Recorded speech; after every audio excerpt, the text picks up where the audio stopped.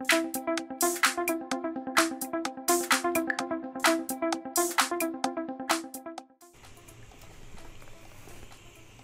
everyone, and welcome to my tutorial on creating environmental concept art. My name's Shane Madden. I'm a concept artist, illustrator, and educator, and I will be your guide on this journey. So grab your popcorn, buckle up, and let's begin.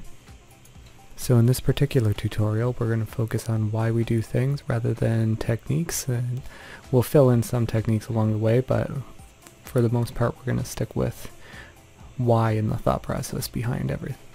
Now, everyone has their own way to start off doing pieces, and sometimes I do start with a drawing first, but in this particular case, I want to set out the mood and get the feeling of it first. So the first thing I'm going to do is I'm going to get rid of the white space.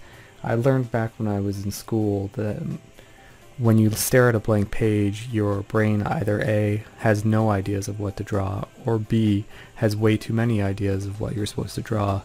So you just end up staring at the blank page. So the best technique I found to get rid of that is to fill up the whole page with color. Just fill that page, get rid of the white, eliminate it.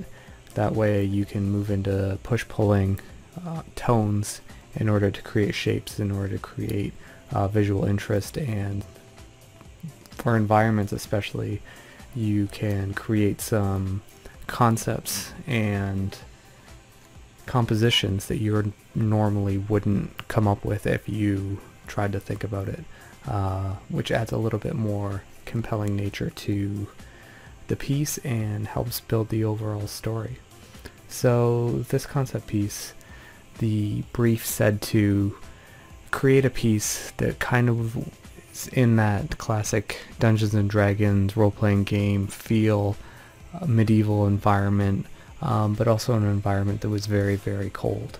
So when I'm filling in this to begin with, I'm going to start building on those colors, those shapes, and try and build some depth as I go. I'm not worried about perspective at this point. I just want to kind of get the basic shape of what I'm going for. I really look for foreground, middle ground, background with any environment piece that I build. It just gives a sense of pulling you into the actual environment itself and just drawing the viewer in. The main content of the piece I try to keep in the middle ground element. The foreground is more stuff just for scale and a little bit of visual interest, but there's not a lot of detail. It tends to be a little bit blurred out, but it adds a little more information to the story. The thing that you're trying to accomplish when you're creating an image like this is you're really trying to build story. Now, the best way is not to tell the story, but the best way to do it is have the viewer actually build their own story on what you're building. So you're going to start adding elements, visual interest, that people can start looking at it and start building their own story onto that. We'll talk about that more a little bit later on, but you're always thinking when you're adding details, what is this going to add to the piece? What information is this going to add? Because if it's not adding extra information, then it kind of doesn't belong, and you should refine everything to give the viewer as much information as possible and to strengthen the story that you're trying to tell. So I'm just gonna keep filling in here,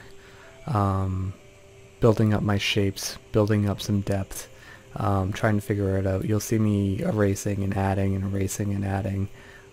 It's very quick, a nice big brush, not zooming in, just keeping it nice and light and not committing to anything. I don't want to commit to anything right away and say this is going to be exactly this is going to be this, because I might have a better idea as I go along, and I want to have the ability to switch gears and maybe follow that new path and explore that a little more, because the first option I think of might not be the best option.